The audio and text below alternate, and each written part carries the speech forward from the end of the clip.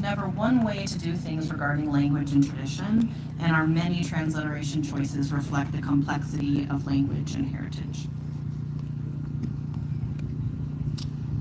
So Passover, or Pesach in Hebrew, is the Jewish holiday of liberation, commemorating the Jews' escape from enslavement over 3,000 years ago.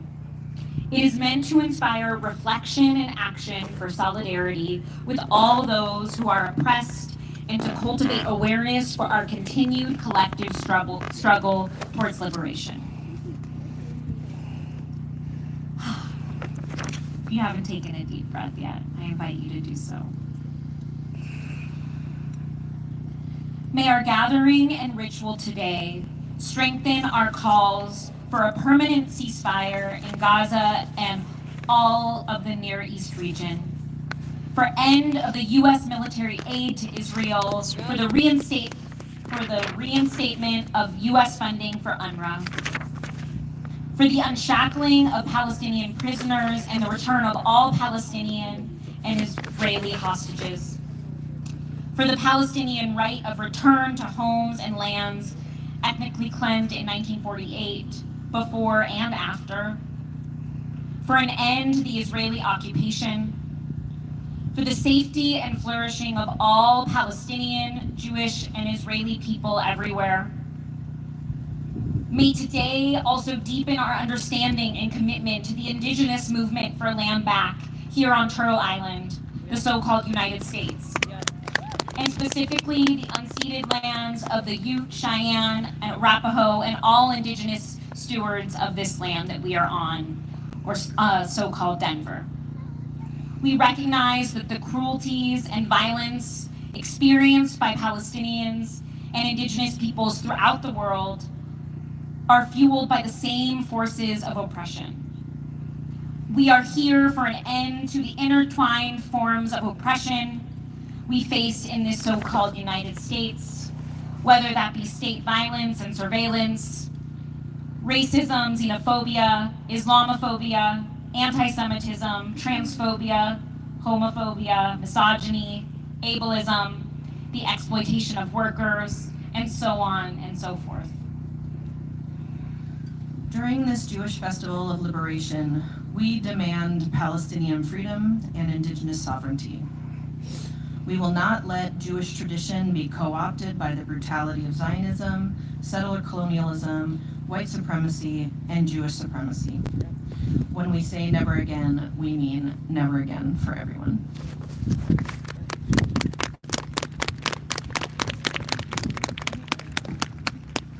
Glad you're all here with us and to join with us in this moment. So before we begin our Seder, we want to review what is on the Seder plate.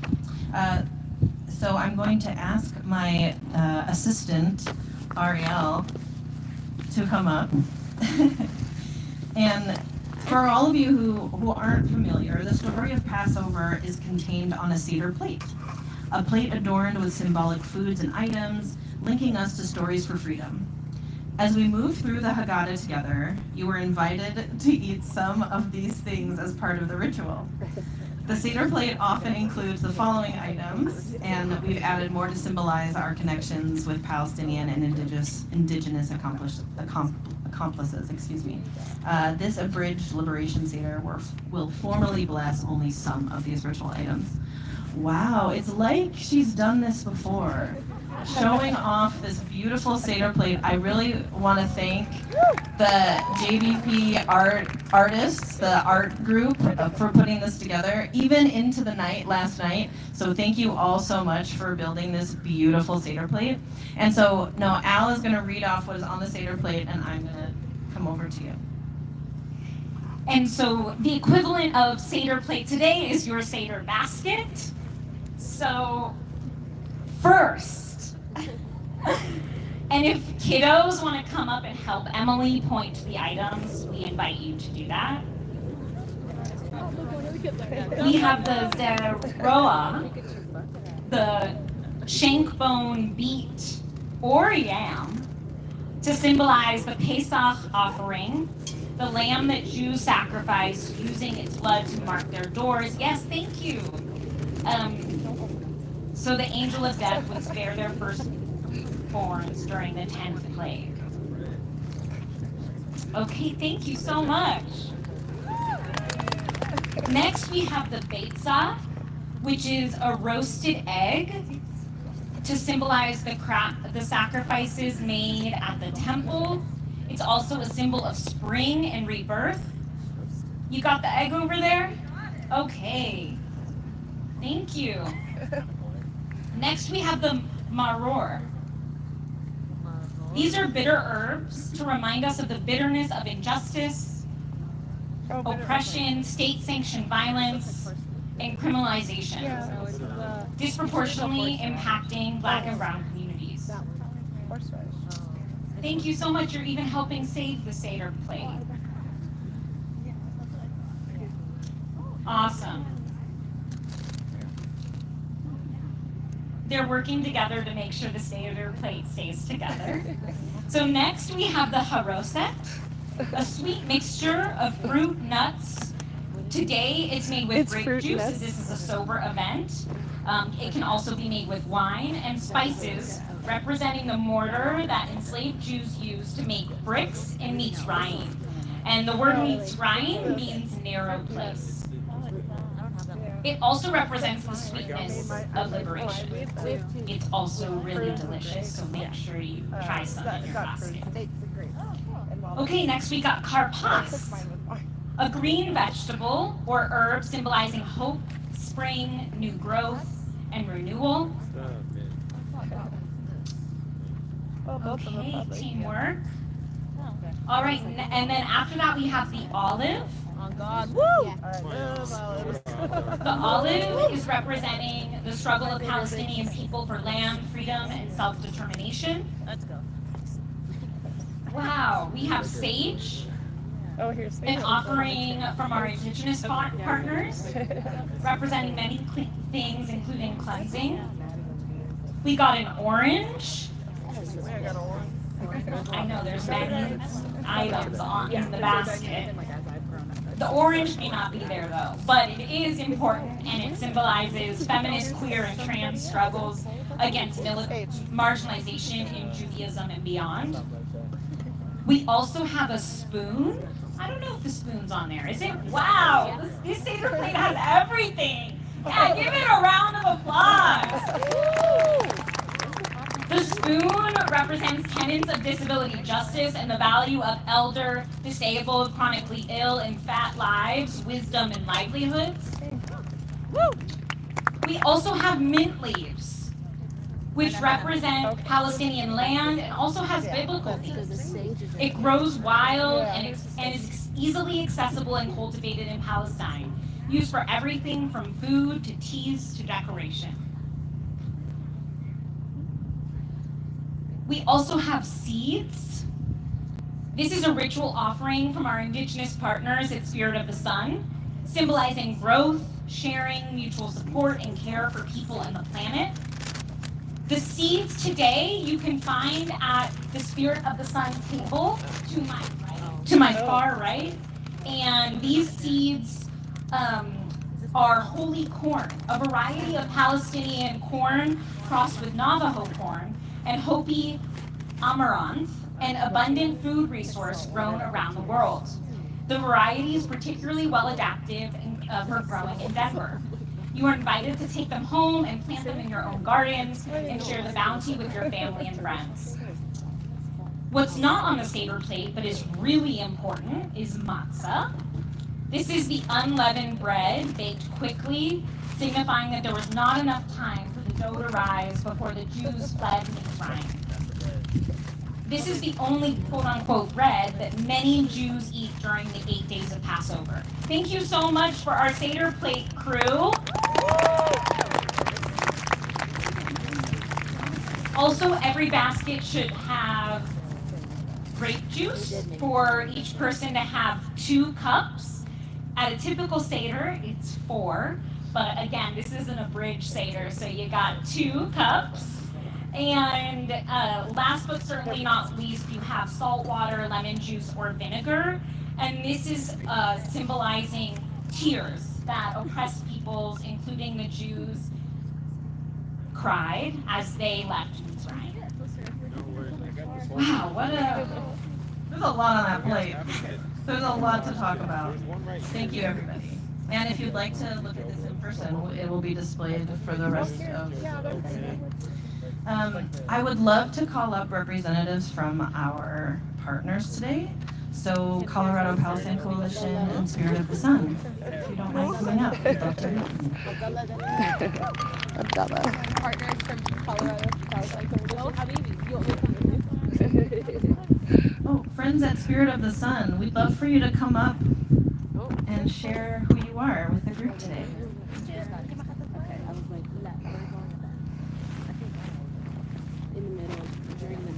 Hey guys, let's make some noise for the organizers of this beautiful, beautiful Seder.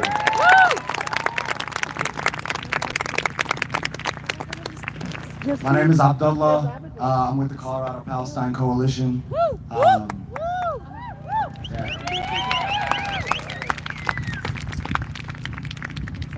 Some of you may have only heard about the coalition, in the last 6 months, but we've been around for a couple years. And part of what made these past few months so successful for us and us being able to grow so quickly is because of the relationships that we had with the other organizations. The coalition is by definition a group of groups. So we're only as strong as the bonds between those groups are. And I'm really so grateful for the bonds that I was able to form in the past few years of organizing here in Denver with my fellow JVP organizers out here. So let's hear it for JVP. Yeah, it's been an absolute pleasure to organize and learn with you all, despite the hardships, despite how difficult really it's been the past few months. Your support has been amazing, and I'm just really grateful to have these connections. So let's give it up again for JVP.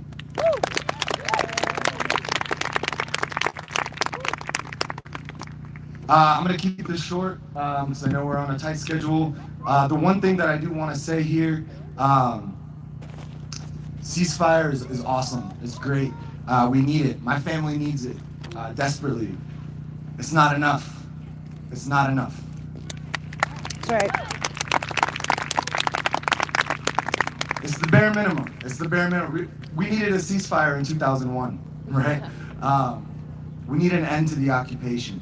Immediately. Immediately. We need a dismantling of the apartheid system. Immediately. And we need equal rights for all who live between the Jordan River and the Mediterranean Sea. That's right.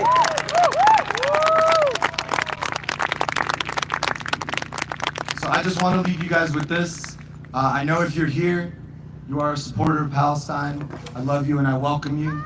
But I ask you to be radical in your support. I ask you to be radical in your words, and I ask you to be radical in your relationships. And that doesn't just go for Palestine. That goes for our indigenous siblings as well. When you say things like land back, say it with your chest. Say it like you mean it.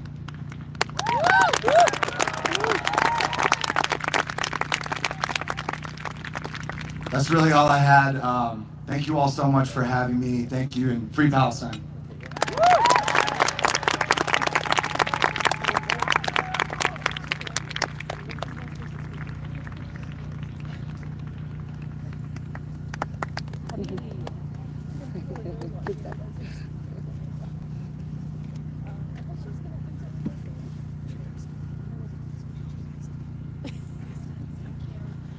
Can you hear me?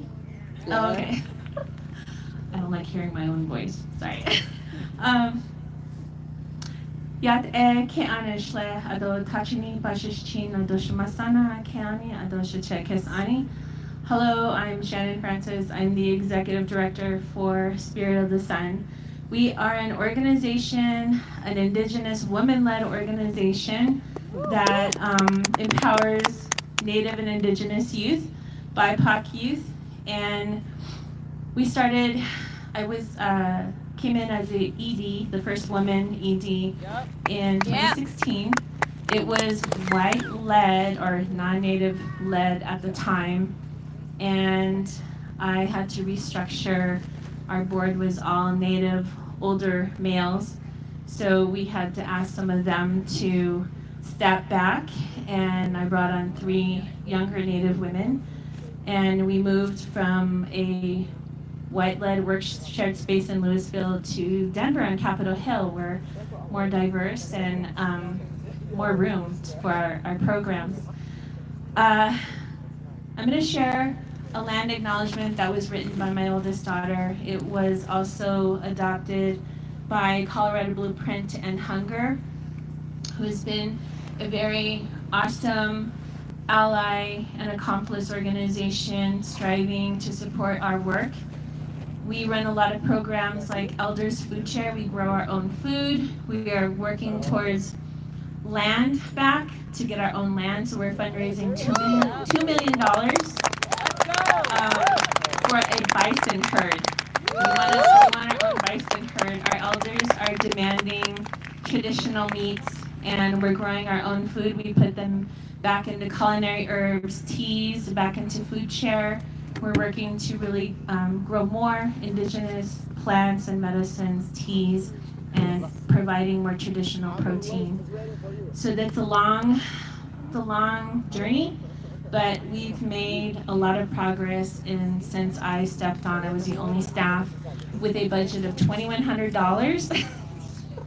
I was like, do I pay myself or, So I ended up putting that money back into programs, and now we are projected to be 1.1 million this year.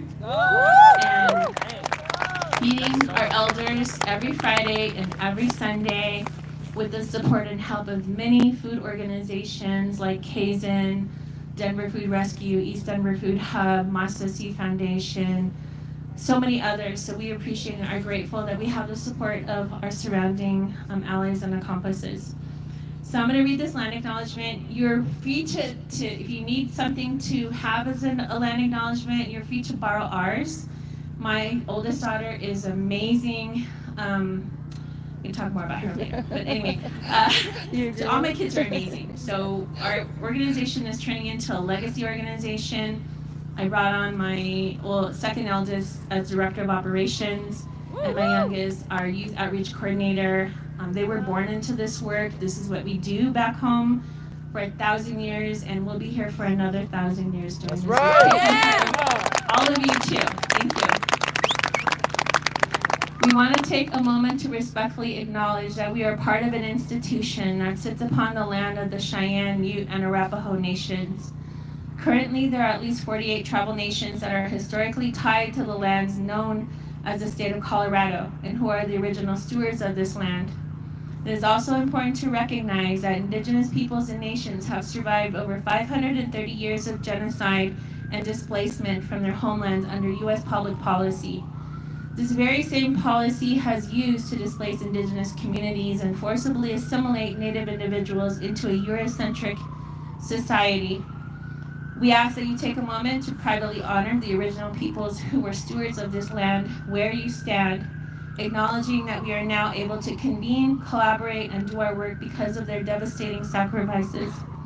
We also share this acknowledgement to encourage our members and remind ourselves that this acknowledgement is only the beginning, as we have an opportunity to deepen our knowledge, relationships, and actions to address these historic and contemporary atrocities perpetuated against indigenous peoples and nations and other marginalized communities.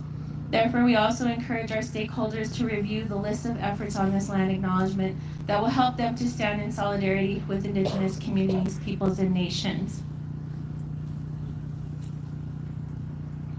These efforts can take forms such as engage in ongoing learning about indigenous history and the land we occupy, build relationships with indigenous groups or organizations in your community, hire indigenous experts to consult about conciliation, reconciliation, and healing of institutional trauma resulting from genocide.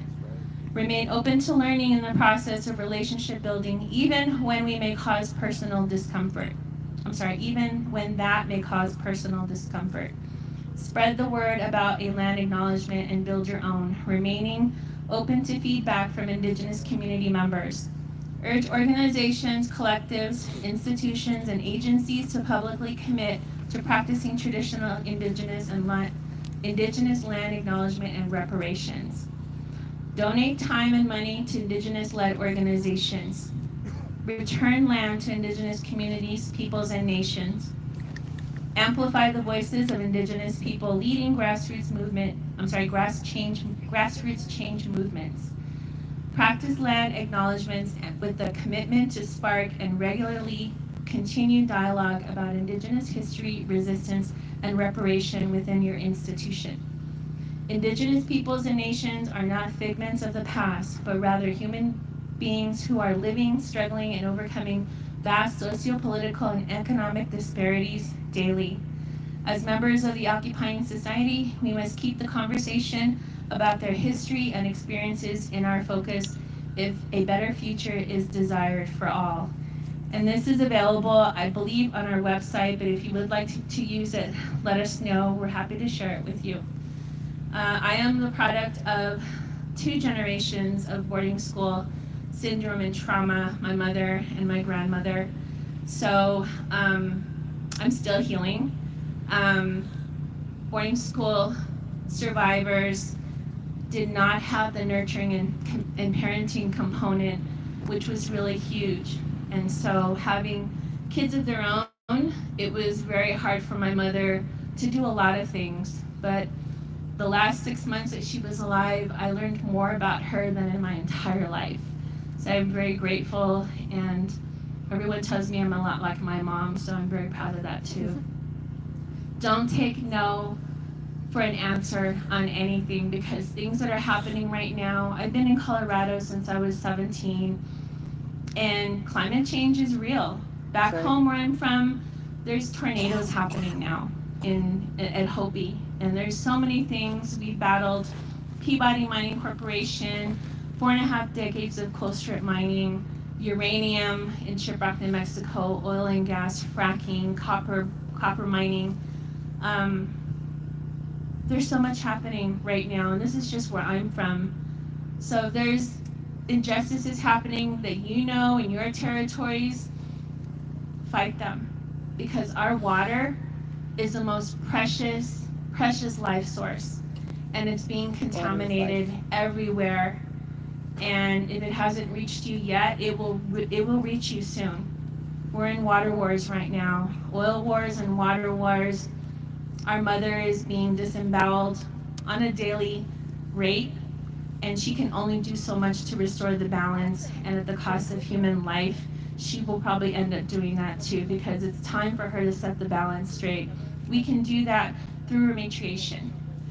So I also want to read something that I had also read this morning at First Universalist. There was some older elders there that really didn't like my comments about Palestine.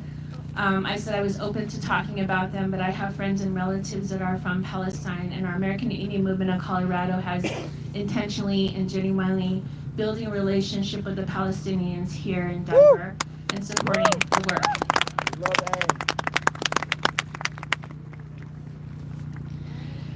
Freedom, liberation, and self-determination starts with Earth Day liberation. Action on behalf of life transforms because the relationship between self and the world is reciprocal. It is not a question of first getting enlightened or saved and then acting. As a work to heal the earth heals us. This is by Robin Wall Kimmerer from Braiding Sweetgrass, Indigenous Wisdom, Scientific Knowledge, and the Teachings of Plants. Robin Wall Kimmerer is Potawatomi. She's an ethnobotanist, a botanist, and author, and she's amazing. So I don't know if anyone has read her book. If you haven't, read it. She also has another one on called Gathering Moss.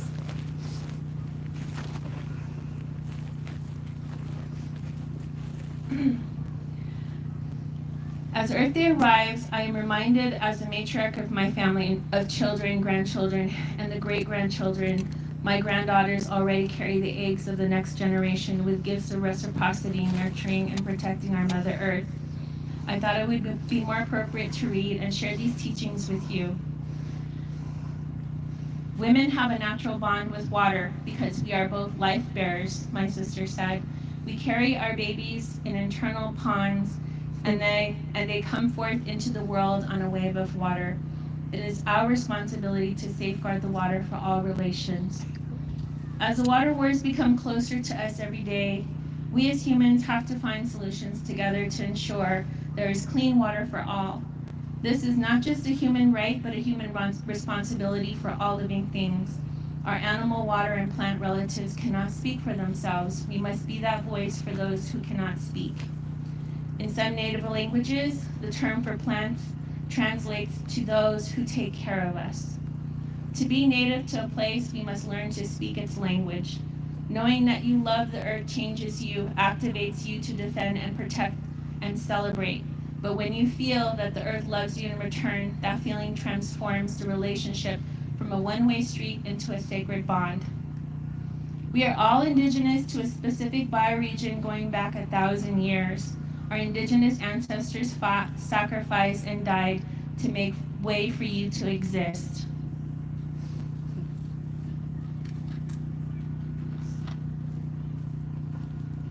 Honor your ancestors by doing the right thing to create a better world for your children and grandchildren. Robin shares with us, "This is really why I made my daughters learn to garden, so that they would always have a mother to love them long after I'm gone." After my own mother passed away in September 2022, I have always felt close with her through the energy that she gave back to our Mother Earth, which surrounds me with all that her energy and body sacrificed to give me life. I remind my grandchildren we are only here for a short time, and to pass on the responsibilities of my people to continue caring for their next 7 generations. Each person, human or no, is bound to every other in a reciprocal relationship. Just as all beings have a duty to me, I have a duty to them. If an animal gives its life to feed me, I am in turn bound to support its life.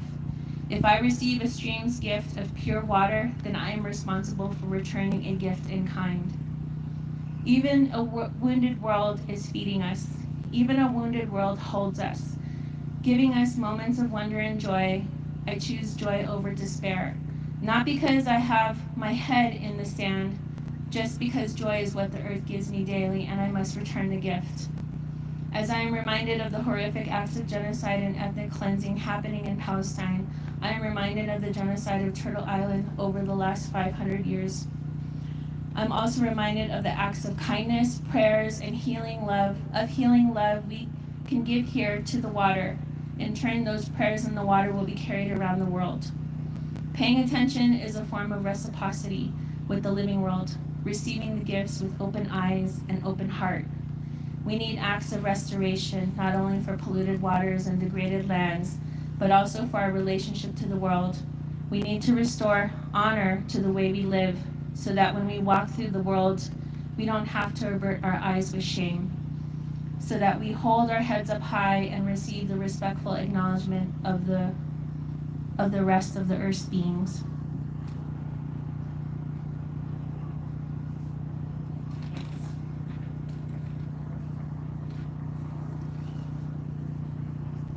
We are all working to build trust with each other. Let's practice more acts of compassion, forgiveness, and learning how to apologize are just the beginning of mindfulness. What does freedom, self-determination, and liberation mean to you? What are you willing to sacrifice for your great-grandchildren and beyond? Imagine a world of clean water, air, and soil 1,000 years from now. What can you do to make this world a better place for all? Teach yourself to fall in love with Mother Earth. By teaching these positive, nurturing roles of behaviors to our youth, they will in turn teach the next generation on seeing the natural world as family and relatives. They will hold our mother and safeguard her as the next generation of Earth Mothers, protectors, and sea keepers. Thank you again.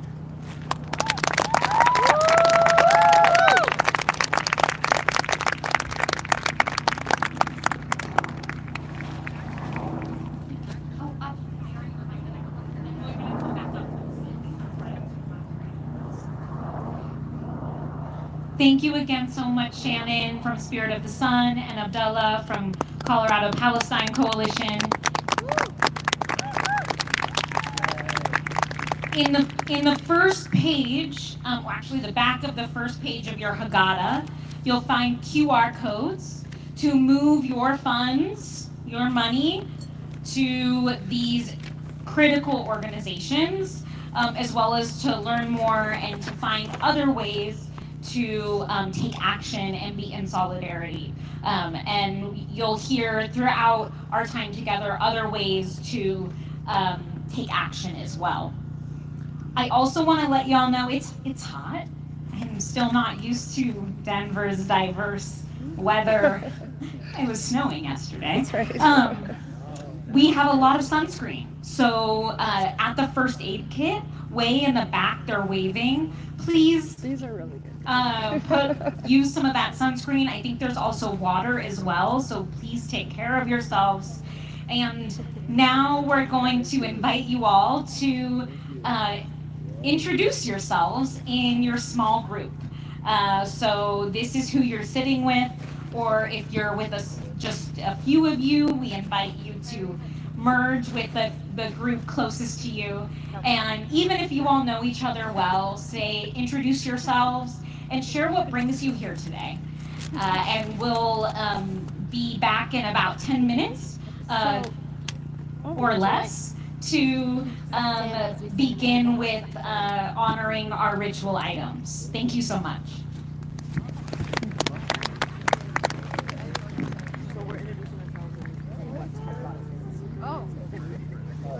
So actually, Harris, that is really good on matzah. That's good. Oh, not yet. All right.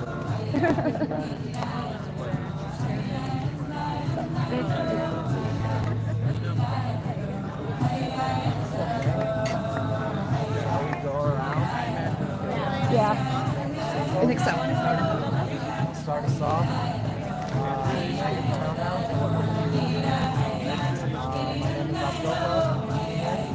I'm gonna It's too loud.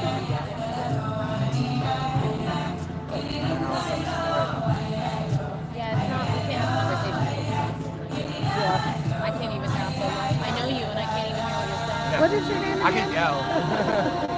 I can be loud. I can be loud. Oh. I know. I know. My voice had a lot of time on. I know. Thank you. Just for this part, at least, you know. Thank you. Yeah. I'll go again. Abdullah Hihim, and I'm here to learn more about Passover, and learn more about Jewish faith. Hi everybody, my name is Tim Evanakis. My pronouns are he, him, and I'm here because I want to become a pastor. My name is Kelsey, she, her. I'm here on behalf of curiosity. I'm Leila, she, they. I'm here. I got invited to bring the stage, and then I was just honestly really curious about Jewish faith, Jewish Passover. I don't know a lot about religion. Hi, I'm Carol, and I'm here to learn more about Cedars. I know that to learn before, and I do faith, and do really my lovely Colorado people. I love you. I'm Kira, she, her pronouns. I'm Jewish, so it's like nice to be in community in a space that feels like very comfortable for me right now. My dear friends there, and also like Mira, she, her, the coalition as well. I've been kind of on the behind the scenes part of this, but not as much in the organizing. It's been very Jewish for Peace has been organizing it, so I've been really interested in learning a lot more about the Jewish faith. I've never been to a Seder or anything, so yeah, excited to be here to learn and to share and to grow together. Brian, pronouns he, him. I'm here in the spirit of collective liberation. And, you know, I lived too long, unknowingly, I guess, in white privilege. And I'm refusing to live that way anymore. So being with the Palestine Coalition and supporting, you know, a Jewish holiday like Passover, learning more about both, and really trying to connect and understand.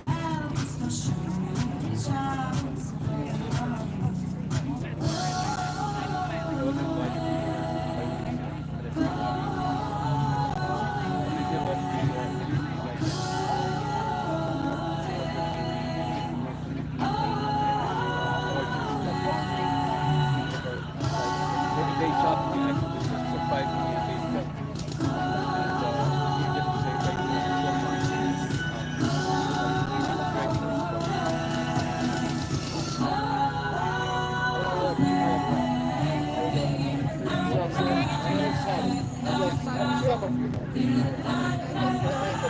So we're doing introductions, so introduce yourself. My name is Khalid. I mean, I'm from Kuwait. I work for the CPC security team. Muhammad is one of that's about it. It's nice out here. I can't stole my phone very fast. I'm just trying to pray if anybody wants anything. Oh, thank you. You're good. You're good. I saw that. No, it was Hannah and then. the car about my doors and things, and also this thing. Everybody was saying I got very living experience with stuff. Supposed to get the word. That is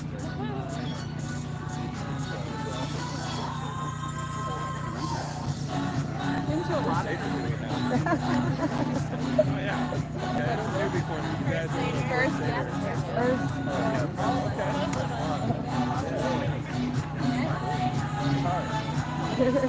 yeah, maybe. You have about 3 more minutes. I know it's tight, but make sure everyone shares a little bit, says hello, and we'll come back together in just 3 or so minutes.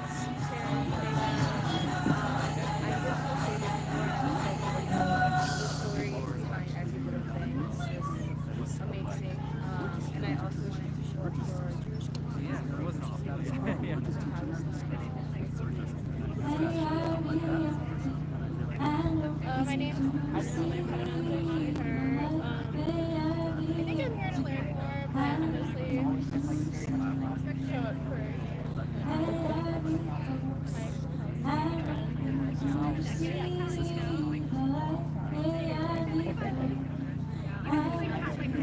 actually set up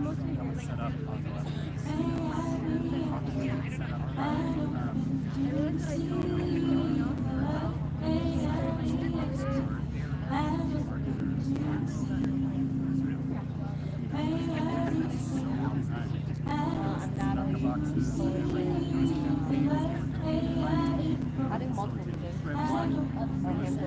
Still are, yeah. It was Probably also a lot of feelings with how he was also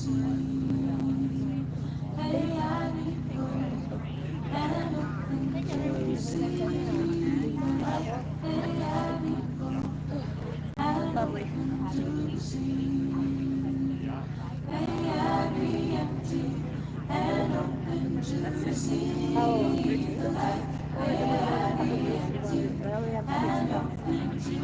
we got a bunch more dogs.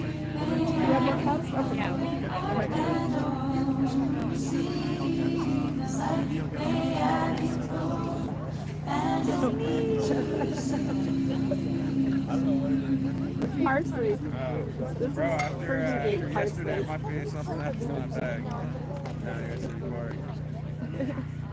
It wasn't overnight. All right. Wait, did you come out yesterday for the concert? No. We're back again. Thank you all for spending a little small group intro time together. Don't worry, you'll have more. Now we're gonna introduce Tammy to lead us in the Shehekianu. Oh, you're right.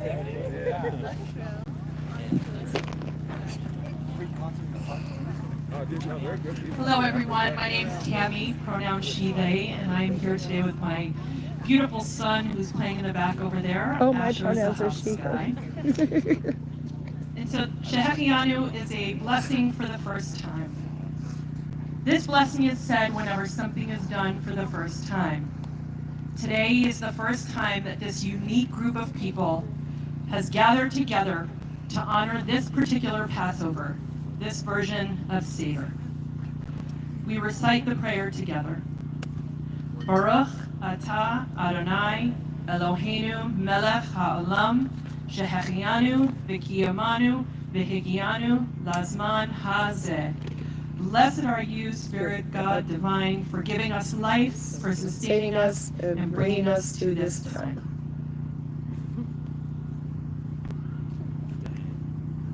Thanks, Tammy. Now I want to call up Leila Puyer, representative from Denver's Indigenous Community. Come on up, Leila. Do a stage offering with us. Get 'em. Yay. Hi,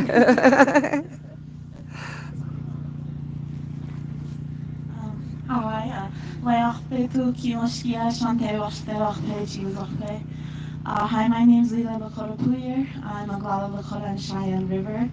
I just welcomed you guys with a warm heart and a nice handshake. I was honored enough to be asked to bring stage and present about it. So the stage that I brought today, that is in all of the baskets, is stage from the from the Badlands back home, where specifically from our Sundance grounds. So a little bit of my personal medicine to you guys. Sage is seen, yeah. Thank you. Yeah. Sage is seen as cleansing. It's our medicine. When we burn it, we say we are smudging off. When we burn it, we smudge off, and it's about cleansing yourself, cleansing anything you're carrying around, and kind of just starting anew. So I always try to burn sage in the morning, or when I'm going through some stuff and I just need that medicine. I also will sometimes burn it when I'm praying to Tokashila, our creator. And I'm just really grateful to be a part of this, to be a part of a beautiful ceremony like this, and to share my own tribe's wisdom. Lakota are from the South Dakota area, but Colorado and Denver specifically is known as a major trading point in history for all the native tribes. So from across this continent, so many natives, so many indigenous people have come to this land and still come to this land. Denver has a very, very unique indigenous community with a lot of different diverse tribes. So when we say land back, we don't just mean specifically to paper to specific tribes and things like that. No, we mean land back to give the land, the spirit of the land, back to the spirit of the people. And so I'm really honored to have been given a space here to talk about this, and I hope everybody enjoys their little piece of my home that I brought to you. Opila Tanka.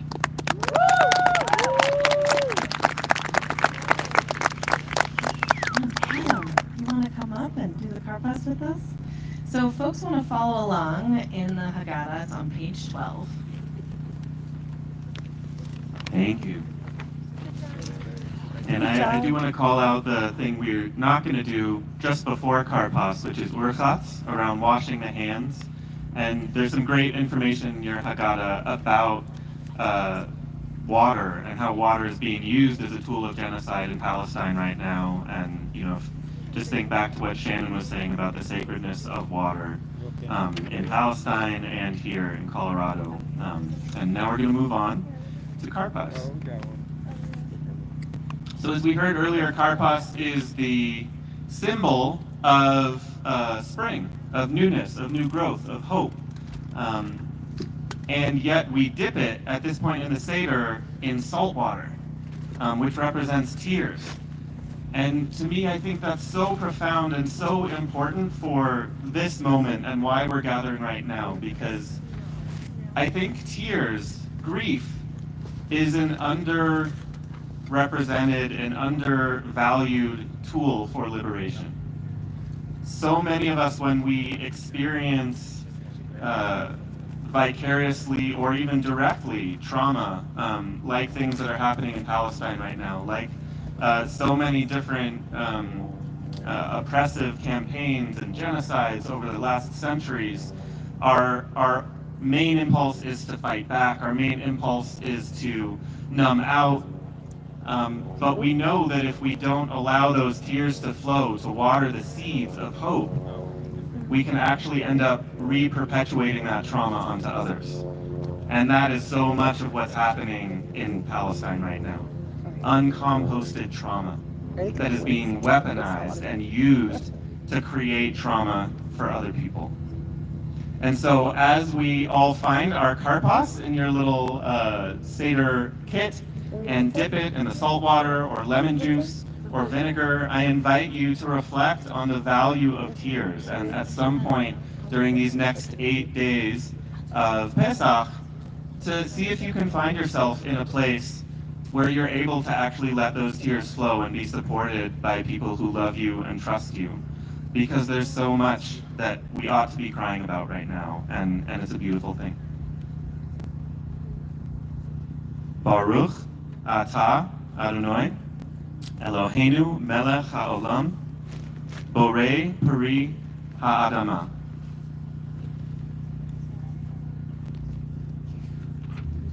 Blessed is the divine wholeness, which sustains all life and brings forth delicious. fruit of art.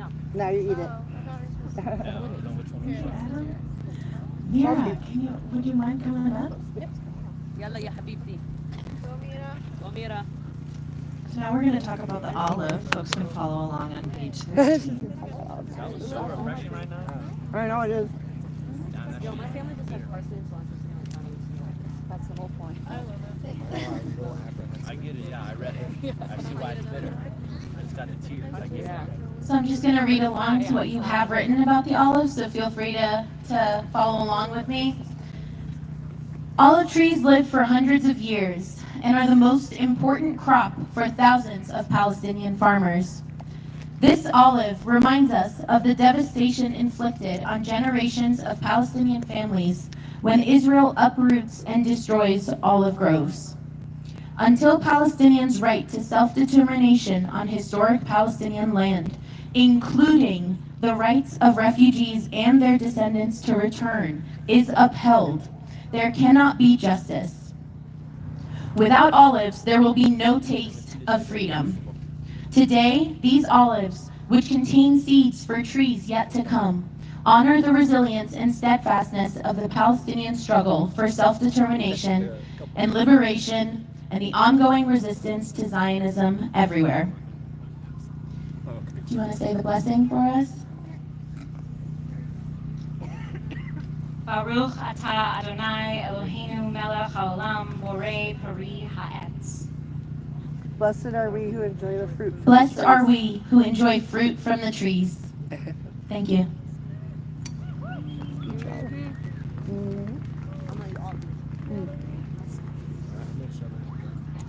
I literally just threw my seat over there.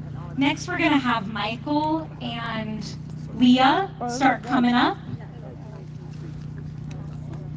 Spicy and along with Mira and Natalie for our McGee portion. And while they're coming up, we're just going to reference the next couple of items in the Haggadah. So, well, I'll use this. You can hear me better with this. But a little bit like this. Thank you. It's not my first time, so apologies. So, folks, on page 14, there's important information about why we have the spoon on the Seder plate, especially in this time. We aren't going to do the breaking of the middle matzah together, but we really encourage you to read over the information on page 16. And I'm going to turn it over to Leah and Michael and our friends from CPC to continue the Magid. While they're getting ready, I just want to give a huge shout out to JPV for hand making 75 pieces of matzah. 400 pieces, 400. And one of the reasons why we do this is because one of the ways that the nation state of Israel's power manifests is that it is very challenging to find Jewish foods that are not a product of Israel.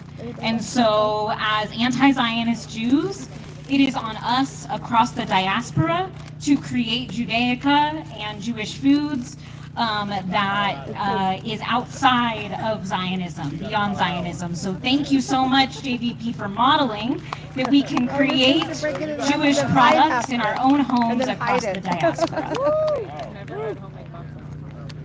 All right, thank you, Al. My name's Michael. I apologize in advance. I lost my voice yesterday in the snow, so I apologize for the rasp that comes out. So traditionally at Pesach, we tell the story of the Jews' exodus from Egypt. The story is the key origin myth of Judaism, that through divine intervention that brought about the liberation from enslavement, the Jews became the Jews. This ancient story was passed down through generations before being written in the Torah, which is Judaism's foundational religious text. We tell and retell the story because Passover calls on us to practice empathy of imagination. So imagine that we ourselves were enslaved and then liberated from Mitzrayim, a constrained place, to reflect on our own histories and relationships to a people who are now currently experiencing oppression, violence, genocide. And that empathy begs of us, what can we do? What must we do to win justice and end the genocide of our fellow human beings? We won't be telling you the whole traditional Passover story today, although it is in the back of the Haggadah for you to read. Instead, we invite you, in the spirit of Passover, to listen to our Palestinian partners describe the generational impact of their families' expulsion from their homelands in Palestine in the 1948 Nakba, which means catastrophe. As we envision a future of collective liberation, it is critical for us to learn the history of the Palestinian people and their struggle for freedom, because all of our struggles for freedom are entwined. So I'm going to invite our partner, Natalie, back up to share first. And please listen. Let's go.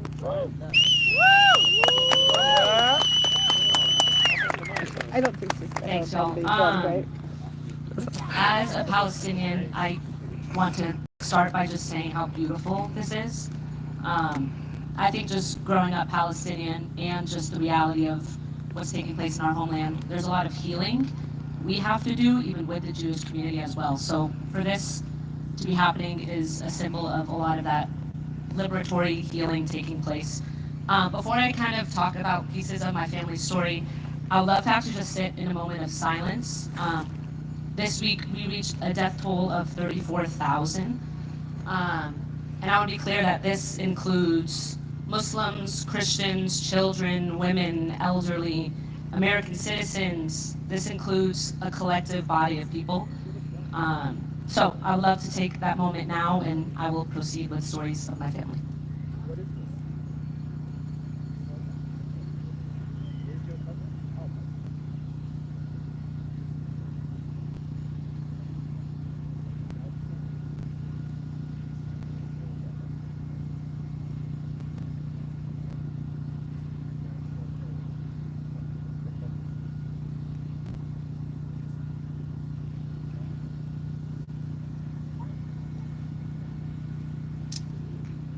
My parents were born in the town of Bethlehem.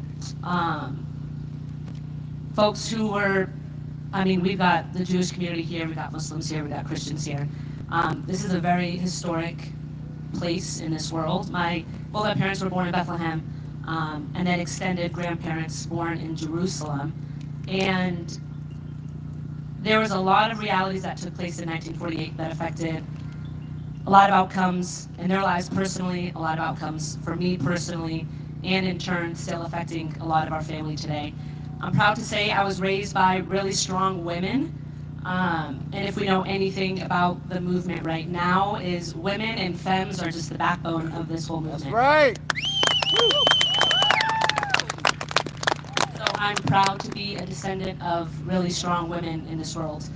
My mother learned to work hard and fight for what she loved from her grandfather, who would take her out on a donkey to the farming land that they owned, and she would work with all of her brothers on the farm.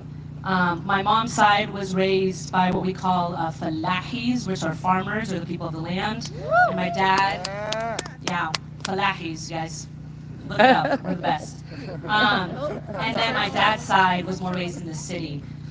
So I'm a proud descendant of folks from the Bethlehem, Jerusalem region, and proud descendant of Falahis. And still to this day, I have my family who now lives in a city called Beit Jala, which is right outside of Jerusalem. And in 1948, or prior to 1948, you had Muslims, Christian, and Jews living in harmony. And I think this today is a symbol of the fact that, like, we will see that time again. That's right! I'm confident of that. There was a time where we used to all raise each other's children. There was a time in which people didn't feel some type of way when Allahu Akbar was played on the megaphone at 5 in the morning, when the church nativity bells rang, when the synagogue had its service. Like, there was a time in which all of this was beautiful and was built in a peaceful land. And the only thing that changed was Zionism. And today we are now seeing repercussions of the Zionist movement. And in 1948, my grandfather in the West Bank owned one of the most successful, largest flour mills. In 1948, it was burned down. So my family left to Amman, Jordan, which, if anyone has Palestinian friends here, a lot of Palestinians now live in Jordan. And that is a repercussion of 1948. So in 1948, my grandfather's flour mill was burned down. And in 1950s, they moved to Amman, Jordan, and they rebuilt. And if we know anything about the Palestinian people, we are very resilient. So of course, my grandfather rebuilt in Amman, Jordan. And then later, my family ended up back in the West Bank. I'm also proud to state that I come from a really revolutionary family. There are things I won't state here today just out of love, care, and protection of certain family members. But I've had countless uncles imprisoned. I've had, family members a part of what the West would say terrorist organizations, what we would say as political freedom fighters. Yeah! So I'm proud descendants of them. But that came at a cost and still does come at a cost. There are things that my uncles cannot speak about. There are things that they live in fear and terror about. And I look again at the parallels of being raised by strong women. I look at my grandma, who did everything she can to love and protect her sons, to the point where she would hide my uncles when the IDF came knocking on the door. She would do everything to love and protect them. My uncles, one of my uncles specifically, didn't even attend my parents' wedding because he was a part of the Intifada. And for those folks who don't know that, that was our resistance, that was our uprising to what was taking place to us. So I come from a very revolutionary family, and I'm very proud of that, and that's part of the reason why I can stand here confidently and proudly with Colorado Palestine Coalition and with all of you all to just represent the truth of our land and the truth of what has happened to us. Today, I think the repercussions of 1948 still live on today. And my family all lives in the West Bank, and specifically in a town, Beit Jala, that I had stated. And today, a lot of those repercussions, whether my family's experiencing them directly or they're witnessing them, it's detainment, night raids, and just recently this month, I've had uncles actually get more of their land, the farming land, annexed. So they're continuously pushing and colonizing land in the West Bank, and as we know, in Gaza as well. So I just want to remind us all here today to be proud, whether it's your Palestinian roots, or to be proud of your Jewish roots, but ultimately, we can't hold that level of pride if we're not standing on the side of liberation. Woo! And I'm gonna read a quote from Leila Khalid. Woo! She says, "I have learned that a woman can be a fighter, a freedom fighter, a political activist, and that she can fall in love and be loved. She can be married, have children, be a mother. Revolution must mean life also, every aspect of life." And as someone who was raised by, a family that taught me how to fight for what I love. I'm going to encourage us as we live into our everyday life to remember the repercussions of what's happened because of 1948.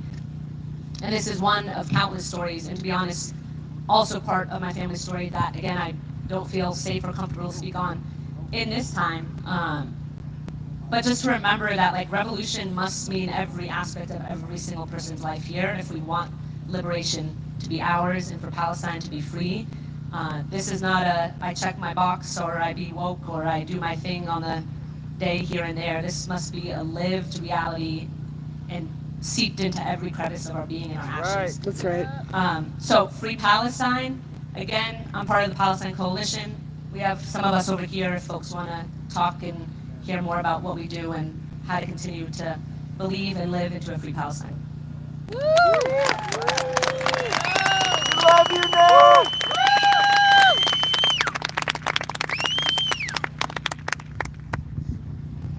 Hi, I'm Mira. I'm also with the Palestine Coalition, the Colorado Palestine Coalition.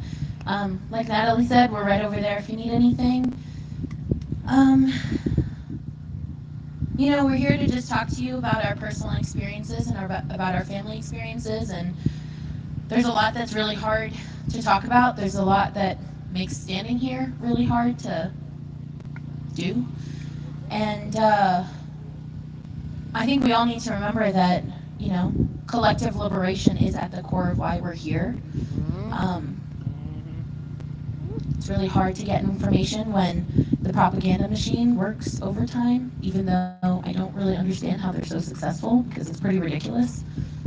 But, you know, here we are. We're here to talk about our families. I have family both in Nablus in the West Bank and Gaza.